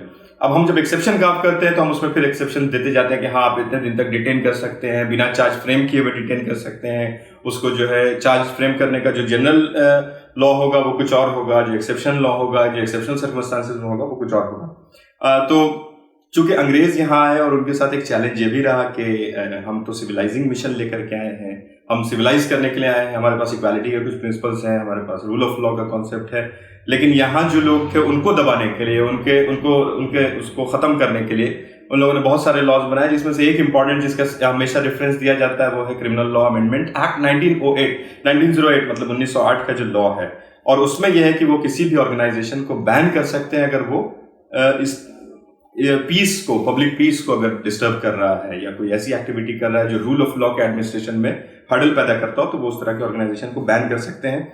और ये 1908 का लॉ में सबसे ज्यादा जो ऑर्गेनाइजेशन टारगेट हुई वो कांग्रेस थी, जो उस वक्त की फ्रीडम स्ट्रगल की पार्टी थी, ऑर्गेनाइजेशन थी, और भी दूसरी ऑर्गेनाइजेशन हुई। आजादी के बाद इस लॉ को खत्म कर दिया गया, मतलब क्रिमिनल लॉ अमेंडमेंट एक्ट को, और हमने जो कॉन्स्टिट्यूशन अडॉप्ट किया उसमें भी यही वादा किया गया कि यहाँ जो है freedom of speech and expression होगा, राइट टू इक्वालिटी होगी, रूल ऑफ लॉ होगा, किसी के भी पर्सनल लाइफ और लिबर्टी को जो है वो कर्व नहीं किया जा सकता है unless there is a procedure established by law which has been followed. तो प्रोसीजर एस्टैब्लिश्ड बाय लॉ को फॉलो किया जाएगा। हमारे पास क्रिमिनल लॉ है, क्रिमिनल प्रोसीजर है, जिसमें यह है कि आप इतने दिन तक ही सिर्फ डिटेन कर सकते हैं, उसको अरेस्ट कर सकते हैं, तो उसके बाद आपको विद इन 24 आवर्स मजिस्ट्रेट के सामने पेश करना होगा, विद इन 90 डेज आपको चार्जशीट फाइल करनी होगी, बेल हमेशा जो है वो डिफेंडेंट का राइट होगा। ये हमने अडॉप्ट किया। साथ साथ हमेशा जो है ये भी एक्सेप्शन का भी एक वो रहा है। कॉलोनियल टाइम्स में अनिल कल्हन वगैरह ने जो काम किया है कि कॉलोनियल टाइम्स में 3-4 तरह की स्ट्रेटेजी होती थी नॉर्मल जो रूल ऑफ लॉ है उससे डिपार्ट करने की। उसमें से एक ये होता था कि आप स्पेशल स्टैट्यूट बनाएं, या जो आपका कॉन्स्टिट्यूशनल डॉक्यूमेंट है या जो कॉन्स्टिट्यूशनल लॉ है उसी में कुछ प्रोविजंस आप ऐसा रखें जिसमें इमरजेंसी का प्रोविजन हो कि आप इमरजेंसी डिक्लेयर कर सकते हैं। तो इस तरह की कुछ स्ट्रेटजीज थी जो हमने भी अडॉप्ट की, जो कॉलोनियल लीगेसी है। फॉर एग्जांपल हमारे पास कॉन्स्टिट्यूशन में इमरजेंसी डिक्लेयर करने का प्रोविजन है। खुद आर्टिकल 22 में कॉन्स्टिट्यूशन के एक एक्सेप्शन हुआ कि प्रिवेंटिव डिटेंशन लॉज बनाए जा सकते हैं। आर्टिकल 19 में एक क्लॉज में सारी फ्रीडम है और फिर क्लॉज 2 से 6 जो है वो रिस्ट्रिक्शंस है। तो ये गुंजाइश भी रही। और उसके बाद एक साथ साथ जो है वो एक रूल ऑफ लॉ भी चलता रहा और एक स्टेट ऑफ एक्सेप्शन मतलब एक्सेप्शनल लॉज का भी रेजिम चलता रहा, जिसके एग्जांपल के तौर पे हम ले सकते हैं कि 1950 में 49-50 में हमने कॉन्स्टिट्यूशन अडॉप्ट किया और फिर फॉरेन प्रिवेंटिव डिटेंशन एक्ट 1950 में लागू हुआ, जो कि एक एक्सेप्शनल लॉ था कि आप किसी को भी डिटेन कर सकते थे। और वो लॉ 1 साल के लिए लाया गया, बट वो चला 1969 तक। उसी बीच में 1962 में जब चाइना से वॉर हुई, इंडिया में डिक्लेयर किया गया इमरजेंसी, और फिर 65 पाकिस्तान से वॉर हुई, तो वो इमरजेंसी 1962 से ये कॉन्स्टिट्यूशनल इमरजेंसी है और एक लॉ ऑलरेडी प्रिवेंटिव डिटेंशन भी चल रहा है। 1965-1967 तक वो इमरजेंसी चलती रही, जो कि अपने आप लैप्स कर गई, पार्लियामेंट में उसको वोट नहीं मिला। और उसी दौरान 1967 में ये अनलॉफुल एक्टिविटीज प्रिवेंशन एक्ट आया, और 1967 में अनलॉफुल प्रिवेंशन एक्ट आया। इसमें क्या है, इस पे हम थोड़ी देर में आएंगे। ये भी एक एक्सेप्शनल लॉ है जिसमें जिसका जो सबसे इंपॉर्टेंट पर्पस था वो ये था कि बैन कर सकते हैं हम ऑर्गेनाइजेशन को, और ऑर्गेनाइजेशन अगर जो है इंडिया के से सेसेशन की डिमांड करती हो या उसको प्रीच करती हो या वो इंडिया की सिक्योरिटी और इंटीग्रिटी के लिए डेंजर हो, तो उसको जो है प्रोस्क्राइब किया जा सकता है, मतलब कि उसको गवर्नमेंट बैन कर सकती है। उस पर बहुत पार्लियामेंट में रेजिस्ट किया गया, और यहाँ पे मैंने जो नोट किया है उसमें एक जी विश्वनाथन एमपी थे तमिलनाडु से, उन्होंने एक बहुत इंपॉर्टेंट बात ये कही कि ये कॉन्स्टिट्यूशन पर ग्रेट एक बड़ा फ्रॉड है कॉन्स्टिट्यूशन के साथ, और पब्लिक के कॉन्फिडेंस के साथ भी एक बहुत बड़ा फ्रॉड है ये। उसमें यही था कि हम किसी भी ऑर्गेनाइजेशन को बैन कर सकते हैं, और उसके डिफेंस में गवर्नमेंट ने जो कहा 1967 में जब ये लॉ आया यूएपी में, उसके डिफेंस में ये कहा कि 2 चीजें हैं जिसको फॉलो किया जाएगा। पहला ये कि जब भी गवर्नमेंट नोटिफाई करेगी किसी ऑर्गेनाइजेशन को बैन करने का, तो उसके साथ वो उसका ग्राउंड्स डिक्लेयर करेगी, जो कि हम article section 3 unlawful Activities Prevention act में देखते हैं कि जब भी नोटिफाई किया जाएगा तो उसके साथ साथ आपको ग्राउंड्स देने होंगे कि आप क्यों उसको बैन कर रहे हैं। और जैसे ही ये नोटिफिकेशन आएगा, ये सब्जेक्ट टू एडजुडिकेशन होगा, मतलब एक इंडिपेंडेंट ट्राइब्यूनल के पास ये नोटिफिकेशन चला जाएगा, जहां पर जो ऑर्गेनाइजेशन बैन हुई है या जो एसोसिएशन बैन हुई है, उसको ये राइट होगा कि वो डिफेंड करे या वो जो है अपना केस उसमें लड़े कि उसको बैन नहीं किया जा सकता है। देयर इज नथिंग अनलॉफुल, जो है वो ऑर्गेनाइजेशन जो है वो कुछ ऐसा अनलॉफुल परस्यू नहीं कर रही है, उसके एजेंडे में नहीं है। तो और फिर वो इंडिपेंडेंट ट्राइब्यूनल जो है वो एविडेंस की रोशनी में, और जो गवर्नमेंट जो भी एविडेंस प्रोवाइड करेगी और जो भी डिफेंस प्रोवाइड करेंगे, उसकी रोशनी में डिसाइड करेगी whether the notification, whether the banning of the organisation is lawful और नॉट। तो ये जो चेक एंड बैलेंस दिया गवर्नमेंट ने उस जमाने में, इसी की बुनियाद पर कहा कि ये लॉ हम लोग ला तो रहे हैं ये, लेकिन कॉलोनियल टाइप का या कॉलोनियल सॉर्ट का लॉ नहीं है, बल्कि ये डिफरेंट है। इसमें चेक्स एंड बैलेंसेस हैं, इसमें गवर्नमेंट को ग्राउंड्स देने होंगे, और साथ साथ इसमें ट्राइब्यूनल जो है मतलब सब्जेक्ट टू एडजुडिकेशन होगा। उसमें हुआ क्या, ये एक अलग बहस है जिस पे हम अभी थोड़ी देर में आ जाएंगे। साथ साथ जो है 1967 से यूएपीए चल रहा था। 1971 में मीसा आ गया, maintenance of internal security act, जो अपने आप में एक एक्सेप्शनल लॉ था। जब 1971 से वो चल रहा था, 75 में इंडिया में, जैसा कि हमको मालूम है कि इमरजेंसी डिक्लेयर हो गई।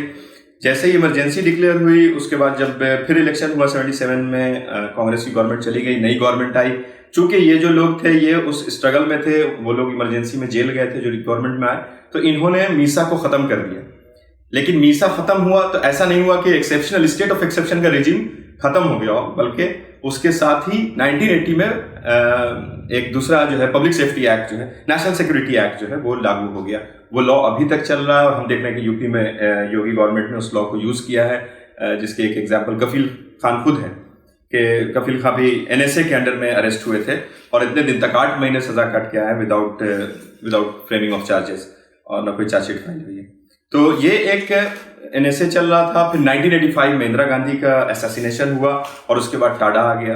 टाडा इज थोड़ा सा डिफरेंट नेचर का है, ये टेररिस्ट एक्टिविटीज को लेकर के, बट इसमें भी वही है, एक्सेप्शनल लॉ है। एक्सेप्शनल इसलिए कि इसमें आप बेल नहीं अप्लाई कर सकते हैं, इसमें 90 दिन में आपको चार्जशीट नहीं फाइल करनी, बल्कि आपको 1 साल का टाइम मिलेगा चार्जशीट फाइल करने में। इसमें स्पेशल कोर्ट्स होंगे टाडा के, जो सेंट्रल गवर्नमेंट फॉर्म करेगी, उस कोर्ट का जुरिस्डिक्शन सेंट्रल गवर्नमेंट तय करेगी, और फाइनल वॉइस जो है वो सेंट्रल गवर्नमेंट का होगा। और इसमें protection of witness, for example, कि आप विटनेस को प्रोटेक्ट करने के नाम पे उसको स्क्रीन कर दिया जाता था। और टाडा में बहुत कॉमन रहा ये कि विटनेस जो है वो पर्दे के पीछे रहता था।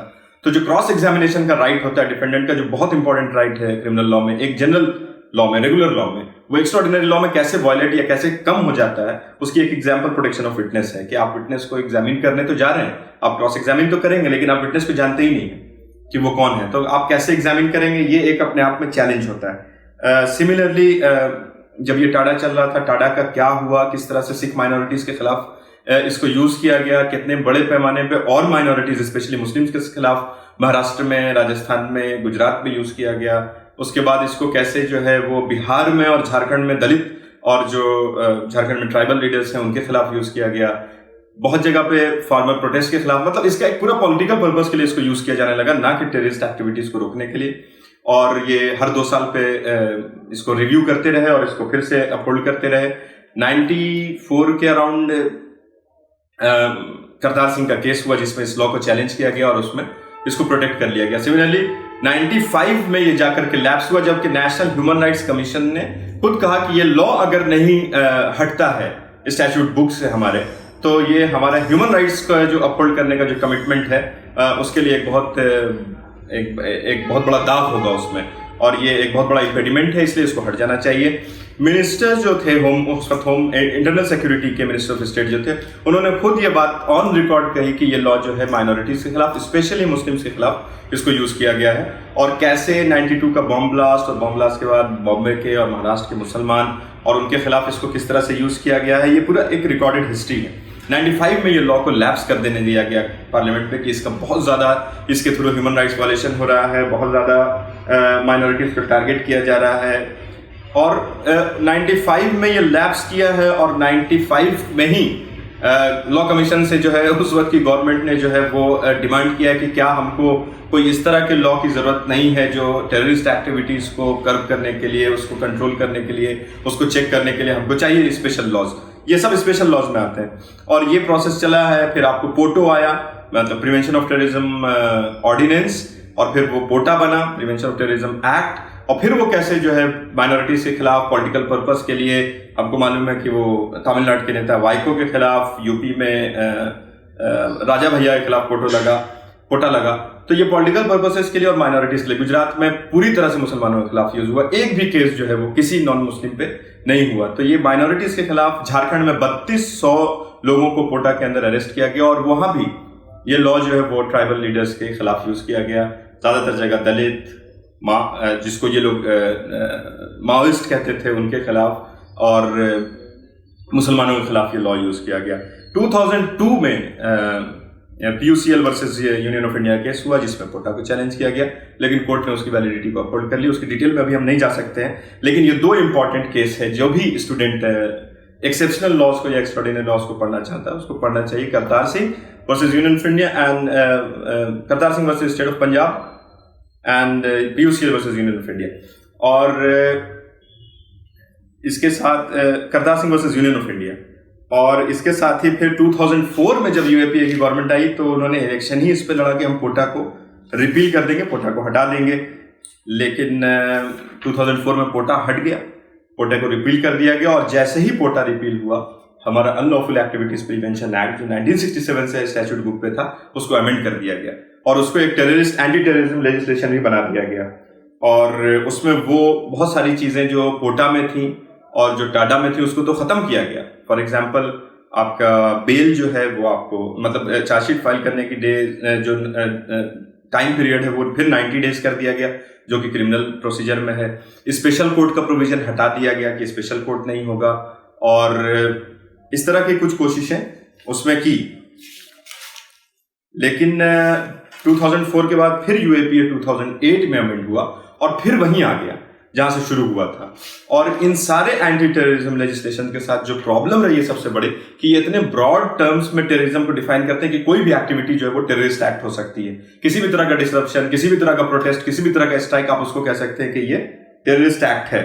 और एक बार टेररिस्ट एक्ट वो साबित हो जाता है या उसके अंदर आप बुक हो जाते हैं, तो एक बहुत लंबा टाइम होता है जिसमें आपको विदाउट चार्ज, फिर चार्ज भी होता है, ड्यूरिंग ट्रायल आप कस्टडी में, जुडिशियल कस्टडी में या पुलिस कस्टडी में शुरू में, फिर जुडिशियल कस्टडी में रहना पड़ता है। और यही 2008 के डेफिनेशन में भी है UAPA के। 2008 में जब यूएपीए को फिर से अमेंड किया गया और उसमें सेक्शन 15 में टेररिस्ट एक्ट को डिफाइन किया गया, तो वो उतना ही ब्रॉड था जितना कि टाडा में और इसमें था, कोटा में।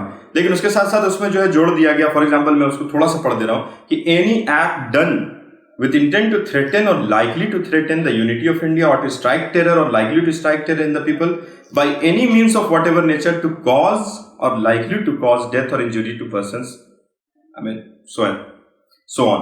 तो यहाँ सिर्फ ये नहीं कि डेफिनेशन ब्रॉड हो गया, बल्कि एक लाइकलीहुड का डेफिनेशन आ गया कि लाइकली। अब ये इतना सब्जेक्टिव ऑप्शन है कि किसी भी उसमें हम कह सकते हैं कि it was likely to strike terror in the people.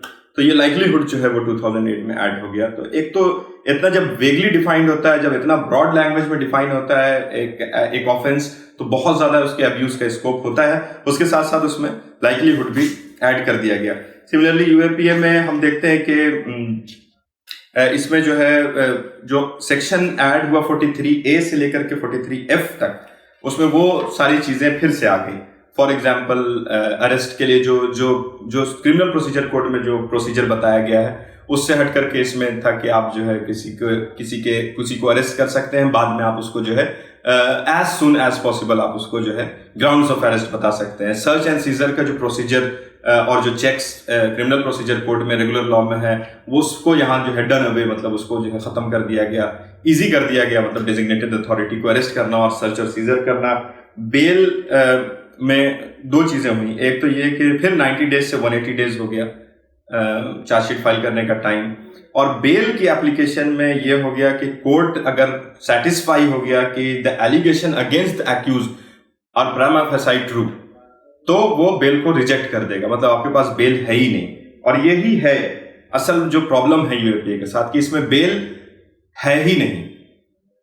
मतलब आप ट्रायल अभी शुरू नहीं हुआ है, बेल की स्टेज में कोर्ट से एक्सपेक्ट किया जाता है कि कोर्ट जो है वो उसका गिल्ट डिसाइड कर दे, मतलब प्राइमा फेसाई एलिगेशन ट्रू है कि नहीं ट्रू है। ये जब भी एलिगेशन ट्रू है कि नहीं ट्रू है, ये जब भी डिसाइड होगा जब ट्रायल होगा, एविडेंस होगा, विटनेसेस का एग्जामिनेशन, क्रॉस एग्जामिनेशन होगा, आर्ग्यूमेंट्स होंगे, तब आप डिसाइड करते हैं। लेकिन इन सारे लॉज के साथ प्रॉब्लम ये है कि ये कोर्ट से एक्सपेक्ट करता है कि आप बिल्कुल इनिशियल स्टेज में, बेल की स्टेज में ये डिसाइड कर दें। और most of the UAPA cases में bail is an impossibility, bail नहीं मिलती है और कोर्ट कह देता है कि हाँ ये जो हमें प्रोसिक्यूशन से जो अभी तक की रिपोर्ट मिली है उसके मुताबिक जो है इनके प्राइमा फेसाई एलिगेशंस ट्रू हैं। और हम जानते हैं, और जो इंडिया में कहीं भी हम जाएं यूएपीए केसेस को अगर हम मैप करें कि कैसे चल रहा है, उसका ट्रायल कैसे चल रहा है, तो उसमें कोई 5 साल से जुडिशियल कस्टडी में है, कोई 10 साल से जुडिशियल कस्टडी में है, कोई 12 साल से जुडिशियल कस्टडी में है। और इसीलिए कहा भी जाता है कि प्रोसेस इज द पनिशमेंट, इसमें कोई पनिशमेंट होता ही नहीं है। पनिशमेंट मतलब मोस्ट ऑफ द केसेस में एक्विटल हो जाता है, लेकिन चूंकि आप ड्यूरिंग द प्रोसेस आप बिहाइंड द बार इनकार्सरेटेड रहते हैं, जुडिशियल कस्टडी में रहते हैं, तो वही जो है वो पनिशमेंट बन जाता है। और मेरी नॉलेज में है, खुद दिल्ली में ऐसे केसेस हैं जिसमें 12 साल से 13 साल से लोग जेल में हैं और ट्रायल अभी चल रहा है, और ट्रायल भी अभी ट्रायल स्टेज में, मतलब अभी कोर्ट ऑफ ओरिजिनल जुरिस्डिक्शन में ही है, अभी वो अपील में भी नहीं गया है केसेस। तो सबसे बड़ी जो प्रॉब्लम है वो ये बेल की है। दूसरी जो सबसे बड़ी प्रॉब्लम है वो ये है कि कोर्ट जो है वो स्पेशल होता है और उसके जुरिस्डिक्शन को डिसाइड करने में सेंट्रल गवर्नमेंट का बहुत ज्यादा के पास बहुत ज्यादा अथॉरिटी है। और ये जो हमने शुरू में जो कॉन्स्टिट्यूशनलिज्म की बात की थी कि चेक्स एंड बैलेंसेस होने चाहिए, मतलब एग्जीक्यूटिव अलग होना चाहिए और जुडिशरी अलग होना चाहिए, और सेपरेशन ऑफ पावर इसीलिए हो ताकि हम लिमिट कर सके गवर्नमेंट के एक्शन को। लेकिन यहाँ पे हम देख रहे हैं कि कैसे एग्जीक्यूटिव और जुडिशरी ओवरलैप कर रहा है, मतलब एग्जीक्यूटिव के पास ही पावर है कि वो डिसाइड करेगा कि कोर्ट कैसे फॉर्म होगा, उसका कोर्ट का जुरिस्डिक्शन क्या होगा, ये सब जो है वो एग्जीक्यूटिव के पास होता है। सिमिलरली इसमें फिर से प्रोटेक्शन ऑफ विटनेस है, मतलब विटनेस की आइडेंटिटी जो है वो रिवील नहीं की जाएगी और विटनेस जो है वो उसकी पूरी आइडेंटिटी को ज्यादातर केसेस में स्क्रीन कर दिया जाता है। उससे प्रॉब्लम ये होती है कि जो डिफेंडेंट का लॉयर है उसके पास जो सबसे इंपॉर्टेंट ऑप्शन होता है अपने केस को डिफेंड करने का, वो क्रॉस एग्जामिनेशन, और वो क्रॉस एग्जामिनेशन कहीं ना कहीं कॉम्प्रोमाइज हो जाता है जब आप पूरी आइडेंटिटी को विटनेस की आइडेंटिटी को सेव करते हैं। इसको हम प्रोटेक्शन कहते हैं क्योंकि केसेस उतने सेंसिटिव होते हैं कि इसमें विटनेस की जान को खतरा होता है, लेकिन ये बेसिकली प्रोटेक्शन नहीं होता है। जो प्रैक्टिस होती है उसमें प्रोसिक्यूशन ऐसा कर देते हैं कि इसमें स्क्रीन हो जाता है, विटनेस है ही नहीं, आप क्रॉस एग्जामिन कर ही नहीं पाते। और ये एक इंपॉर्टेंट इंटरनेशनल ह्यूमन राइट्स में भी है कि डिफेंडेंट के पास ये राइट होना चाहिए कि वो क्रॉस एग्जामिन कर सके। और ये मतलब हमारे रेगुलर लॉ में भी है कि क्रॉस एग्जामिनेशन ये भी हमारा डिफेंडेंट का राइट है, लेकिन ये पूरी तरह से कॉम्प्रोमाइज हो जाता है। सिमिलरली इसमें प्रिजम्पशन ऑफ ऑफेंस है कि ऑफेंस को जो है वो प्रिज्यूम कर लिया जाता है, जैसा कि सेक्शन 38 में हमारे यूएपीए में दिया हुआ है कि अगर कुछ चीजें साबित हो गई तो ऑफेंस जो है वो प्रिज्यूम हो जाएगा। Offence relating to membership of a terrorist organisation, ये 38 में है कि वो प्रिज्यूम कर लिया जाएगा। Similarly unlawful Activities Prevention act में एक एसोसिएशन अनलॉफुल होगी तो उसके लिए कुछ प्रोसीजर फॉलो करने होंगे, लेकिन अगर वो ऑर्गेनाइजेशन टेररिस्ट होगी तो उसमें कोई प्रोसीजर जो है नहीं दिया गया है। इसीलिए आर्टिकल सेक्शन 3 में जो है अनलॉफुल एसोसिएशन को कैसे सेंट्रल गवर्नमेंट नोटिफाई करेगी, उसके ग्राउंड्स देगी, और उसके बाद वो एक इंडिपेंडेंट ट्राइब्यूनल के पास जाएगा। वहां पे जो एसोसिएशन है उसके पास ये राइट होगा कि वो अपने केस को डिफेंड करे। जब एक ऑर्गेनाइजेशन को central government terrorist organisation declare करेगी तो उसको कुछ नहीं करना होगा, सिर्फ उसको ये नोटिफाई कर देना होगा कि the central government thinks that the organisation is involved in terrorism, और बस हो गया। उसमें वो जो डिफेंस का एक राइट है, जो एक प्रोसीजर है, जो चेक्स एंड बैलेंसेस हैं, वो खत्म कर दिया। जो हमारे पास 35 है ये ऑर्गेनाइजेशन में खत्म किया। 2019 के अमेंडमेंट में इंडिविजुअल को भी टेररिस्ट डिक्लेयर किया जा सकता है if the central government thinks that he is involved in terrorism. तो इतना सिंपल हो गया और इसमें कोई चेक्स एंड बैलेंस नहीं। मतलब हम स्टेट का जो डर था, जो जहां से हम कॉन्स्टिट्यूशनिज्म शुरू किए थे कि स्टेट कभी भी आर्बिट्रेरी एक्शन ले सकता है, स्टेट कभी भी क्रूअल हो सकता है, स्टेट कभी भी मॉन्स्टर बन सकता है, और इसके लिए हमको चेक्स चाहिए, हमको राइट्स चाहिए, हमको बैलेंसेस चाहिए ताकि हम उसको लिमिट कर सके। तो वो यहाँ पर खत्म हो गया। जो थोड़ा बहुत पहले था भी अनलॉफुल एसोसिएशन के टर्म्स में, वो खत्म हो गया यहाँ पर इसमें टेररिस्ट ऑर्गेनाइजेशन के टर्म्स में देखें अगर तो। सिमिलरली हम इसी में फिर जो कोटा था और जो टाडा था, टाडा में लेजिस्लेटिव रिव्यू था, मतलब हर 2 साल में उसको पार्लियामेंट से अप्रूव होना था, और पोटा में भी रिव्यू कमेटी थी और जो है उसको रिव्यू किया जाता था कि पोटा केसेस कैसे चल रहे हैं और क्या हो रहा है, ताकि अब्यूज ना हो सके। ये जो है अनलॉफुल एक्टिविटीज प्रिवेंशन एक्ट, जो अब एंटी टेररिज्म लेजिस्लेशन है, सिर्फ अनलॉफुल एक्टिविटीज को नहीं रोकने के लिए बल्कि टेररिस्ट एक्टिविटी को रोकने के लिए है। इसमें अब वो प्रोसीजर, वो रिव्यू, वो चेक्स कुछ नहीं है, ये परमानेंट है। तो एक परमानेंट स्टेट ऑफ एक्सेप्शन है जो ये बना रहा है। और इसका एप्लीकेशन कैसे होता है, इसमें इसको कैसे जो है यूज किया गया है हमेशा, इसके लिए हम एग्जांपल देख सकते हैं। कबीर कला मंच का केस है 2011 का, कि कैसे आर्टिस्ट को, जो दलित आर्टिस्ट थे, उनको जो है टारगेट किया गया, उनको अरेस्ट किया गया यूएपीए में। उनको पोइट्री जो है वो एक लिटरेचर और पोइट्री जो है वो टेररिस्ट एक्ट बन गया। और फिर ज्योति जॉर्ज का केस है कि बस चूंकि उसके पास कुछ लिटरेचर ऐसे हैं जो माओइस्ट फिलॉसफी से सिंपथाइज करते हैं, इसलिए उसको यूएपीए में बुक कर लिया गया। और वो जो हाई कोर्ट का जजमेंट है, महाराष्ट्र हाई कोर्ट का, Jyoti George versus state of Maharashtra, वो एक इंपॉर्टेंट जजमेंट है जिसको हमको देखना चाहिए कि कैसे कोर्ट ने कहा है कि आप ऐसे मेंबरशिप पे सिर्फ इस तरह से, जबकि कुछ एक्ट उसने नहीं किया है, किसी को terrorist, member of terrorist organization नहीं डिक्लेयर कर सकते हैं। उसी से मिलता जुलता Arup Bhuyan versus state of Assam का केस है, उसी से मिलता जुलता state of Kerala versus Raneef का केस है। तो कुछ केसेस हमको ऐसे मिलते हैं जहां पर कोर्ट इंटरवीन करता है कि ये तो आर्बिट्रेरी है और ये सिटीजन राइट के और उसके फंडामेंटल राइट्स के खिलाफ है। लेकिन मेजॉरिटी जो हमको मिलती है वो ये है कि इसको गवर्नमेंट अपने पर्पस के लिए यूज करती है, अपने अपोजिशन को खत्म करने के लिए यूज करती है। और स्पेशली कुछ क्लास ऑफ सिटीजन्स है जिसके खिलाफ ये यूज होता है, जिसमें हम हमेशा देखते हैं कि ये दलित के खिलाफ यूज होगा, मुसलमानों के खिलाफ टाडा भी यूज हुआ, पोटा भी हुआ और यूएपीए भी हुआ। और हम देखते हैं कि ये माओइस्ट फिलॉसफी के नाम पर बहुत सारे एकेडमिक्स और इंटेलेक्चुअल्स के खिलाफ इस वक्त भी यूज हो रहा है। और हम देख रहे हैं कि सीए प्रोटेस्टर्स के खिलाफ कैसे जो है ये अभी यूज किया जा रहा है। इसका एक और एग्जाम्पल दिया जा सकता है कैसे जो नेशनल क्राइम रिकॉर्ड्स ब्यूरो है उसकी रिपोर्ट के मुताबिक सिर्फ जो है 2015 में सिर्फ 14.5% कन्विक्शन हुआ है। मतलब जितने लोग पकड़े गए, जितने लोग अरेस्ट हुए, उसमें से सिर्फ 14.5% लोग जो है वो कन्विक्ट हो सके, बाकी ज्यादातर जो है वो एक्विट हो गए।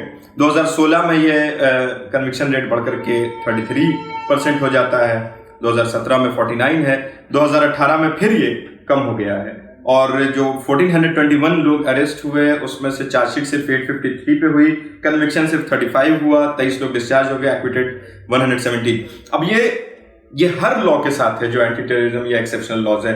टाडा में जो ओवरऑल आखिर में जब का रेट ऑफ कन्विक्शन निकाला गया तो वो लेस देन 1% था, 0.81% था, कि 77,000 लोगों को टाडा के अंदर में अरेस्ट किया गया, उनको 1 साल 2 साल 4 साल तक जेल में रखा गया और अल्टीमेटली वो एक्विट हो गए, बेगुनाह साबित हुए। पोटा के साथ भी यही हुआ कि एक बड़ी तादाद जो बाद में जो 2005 की रिव्यू कमेटी है उसके हिसाब से जो है बड़ी तादाद जो है वो सिर्फ जो जिसको रेगुलर आईपीसी वगैरह में अरेस्ट किया जा सकता था ना करके पोटा में अरेस्ट किया गया और फिर वही हुआ कि उनको जो है लंबे टाइम तक जेल में रहना पड़ा। जैसा कि पहले कहा कि प्रोसेस ही इसमें पनिशमेंट हो जाता है, तो प्रोसेस जो है वो पनिशमेंट बन गया।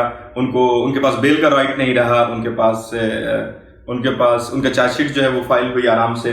चार्जशीट को लेकर के भी एक बात यहाँ पे नोट करना जरूरी है कि यूएपीए केसेस में या फिर इन सब केसेस में होता यह है, खासतौर से यूएपीए में, कि 180 डेज होता है चार्जशीट फाइल करने के लिए। क्रिमिनल प्रोसीजर कोड में 90 डेज होता है, लेकिन 180 डेज में जब चार्जशीट फाइल नहीं होती है तो करते क्या है कि एक प्रिलिमिनरी चार्जशीट फाइल कर देते हैं या एक फर्स्ट चार्जशीट फाइल कर देते हैं और कहते हैं कि इन्वेस्टिगेशन कंटिन्यू कर रहा है। और फिर 1 साल 1.5 साल के बाद हर 6 महीने के बाद सप्लीमेंट्री चार्जशीट आती रहती है और supplementary chargesheet 4, supplementary chargesheet 5, supplementary chargesheet 6 और ये चार्जशीट फाइल करते चले जाते हैं। मतलब एक पूरा काफ्कास्किय तरीके से चार्जशीट फाइल होती रहती है, ट्रायल अभी चलता रहता है। और जहां तक मुझे याद है दिल्ली में ही एक यूएपीए केस में 2015 में जो है एक 2008 के केस की चार्जशीट फाइल हो रही थी जब हम खुद उस कोर्ट में प्रैक्टिस कर रहे थे और वो सप्लीमेंट्री चार्जशीट 7 था।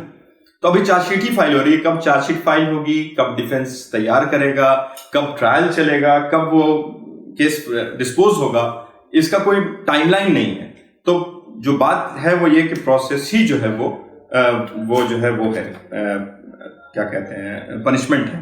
तो अनलॉफुल एक्टिविटीज प्रिवेंशन एक्ट में हमको यही याद रखना चाहिए कि ये एक पॉलिटिकल टूल 1967 के बाद से ही बन गया था और इसमें एक एग्जाम्पल सीमी का देना इसलिए जरूरी है कि कैसे एक अनलॉफुल ऑर्गेनाइजेशन जब डिक्लेयर किया जाता है अनलॉफुल एसोसिएशन तो उसमें क्या प्रोसीजर अप्लाई किया जाता है। जब सीमी को डिक्लेयर किया गया अनलॉफुल एसोसिएशन तो ट्राइब्यूनल जो हुआ है 2001, 2003, 2006, 2008, 2012, 2010, 2012, 2014, 2019 इन सब में जो गवर्नमेंट ने किया वो 2 चीजें की। एक के सीक्रेट एविडेंसेस दिए गए हैं, जो बैकग्राउंड नोट है, जो ग्राउंड्स है उसको डिक्लेयर करने का अनलॉफुल, उसको गवर्नमेंट ने रिवील ही नहीं किया डिफेंडेंट को।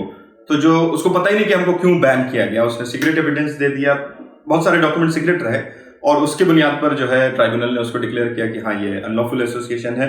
और दूसरा जो एविडेंस पेश किया गया वो ज्यादातर जो है वो कन्फेशनल स्टेटमेंट्स थे। मिसाल के तौर पे सीमी के मेंबर्स के खिलाफ पूरे इंडिया में बहुत जगह पे केसेस चल रहे हैं, तो जो इन्वेस्टिगेशन ऑफिसर है उसने जो उनसे कन्फेशन रिकॉर्ड किया है उसी कन्फेशन को ला करके उस पुलिस ऑफिसर ने ट्राइब्यूनल के सामने रख दिया कि देखिए इन्होंने कन्फेस किया कि इनकी एक्टिविटीज चल रही है, ये इन अनलॉफुल एक्टिविटीज में इन्वॉल्व है और कोर्ट ने उसको एक्सेप्ट कर लिया। कन्फेशन क्रिमिनल लॉ में एक्सेप्टेबल नहीं है रेगुलर क्रिमिनल प्रोसीजर कोड में, या हम जानते हैं कि इंडियन एविडेंस एक्ट 25 में कि confession before a police officer is not admissible against the accused.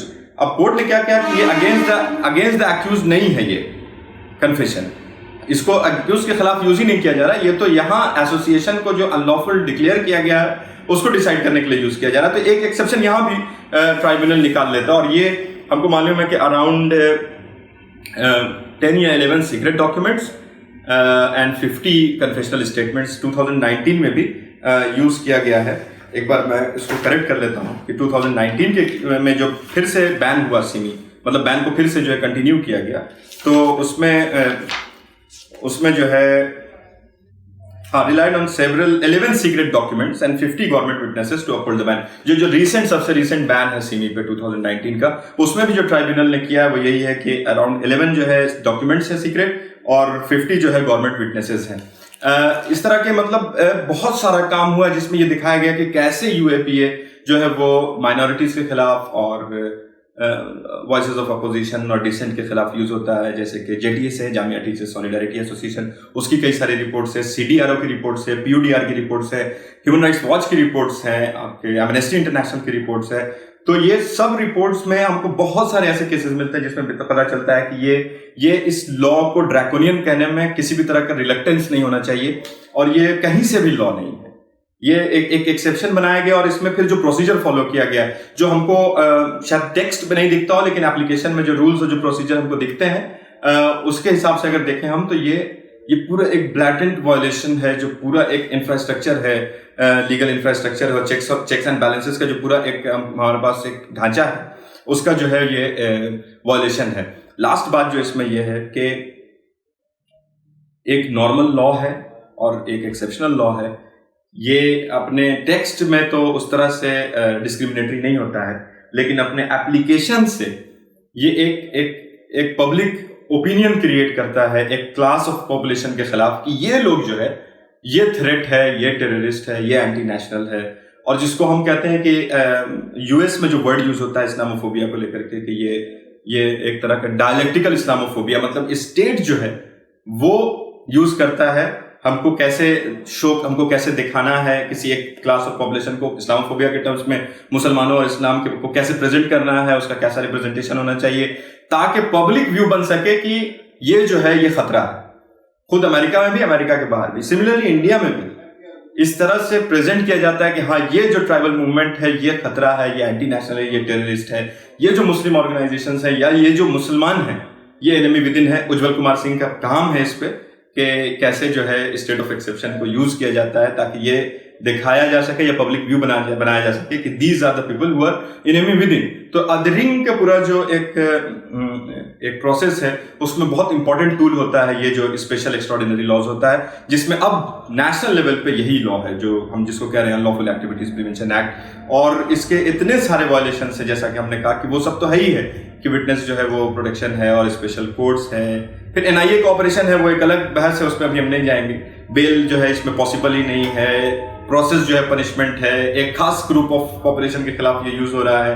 और अभी जिस तरह की और जैसी गवर्नमेंट होती है उसको उतना ज्यादा, जितना अथॉरिटेरियन गवर्नमेंट होगी वो उतना ज्यादा एक्स्ट्राऑर्डिनरी लॉज को यूज करेगी। और हम देख रहे हैं कि अभी हमारे पास कैसी गवर्नमेंट है, कितनी अथॉरिटेरियन गवर्नमेंट है। उसके लिए सबसे इंपॉर्टेंट टूल जो है वो UAP है। और हम देखें कि पिछले जो कुछ अमेंडमेंट्स हुए हैं उसमें NIA में अमेंडमेंट हुआ है, NIA एक्ट में अमेंडमेंट हुआ और UAP में अमेंडमेंट हुआ है, और उसका बहुत ज्यादा इस्तेमाल हर जगह हो रहा है। मतलब एक जर्नलिस्ट अगर कवर करने जा रहा है दलित एक लड़की के रेप के केस को रिपोर्ट करने के लिए, तो उस पर हम UAPA लगा दे रहे हैं। तो कितना ज्यादा अथॉरिटेरियन, कितनी ज्यादा क्रूअल हो गई गवर्नमेंट। और वो जो पूरा आइडिया जहां से हम शुरू किए थे कॉन्स्टिट्यूशनलिज्म का कि चेक होना चाहिए, बैलेंस होना चाहिए, उसको कैसे जो है पूरी तरह से डिमोलिश किया जा रहा है UAPA को यूज करके, ये सब हमारे सामने है। यही एक ब्रीफ में जो है हम UAPA के बारे में पेश करना चाहते थे। बहुत ज़्यादा जो टेक्निकलिटीज़ है वो बहुत सारी रिपोर्ट्स में मिल जाएगी, और या कभी और उसको जो है हम हाईलाइट कर सकते हैं। बहुत बहुत